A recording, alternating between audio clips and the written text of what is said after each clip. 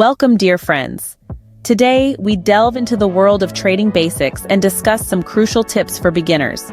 Trading, in essence, is the act of buying and selling within the financial markets. This encompasses assets such as stocks, currencies, and commodities. 1. Immerse yourself in the basics. The first step is to comprehend the basic concepts of trading. This includes market orders, limit orders, stop loss, and risk management. 2. Opt for the right platform. Selecting a credible trading platform is paramount. It should prioritize security, usability, and offer a comprehensive suite of tools. 3. Begin with a modest investment. Always initiate trading with small amounts. This approach aids in gradually building your skills and confidence. 4. Commit to research and analysis. Understanding the markets necessitates research and analysis. Keep a close eye on economic news. Engage in technical analysis and monitor market trends. 5. Prioritize risk management.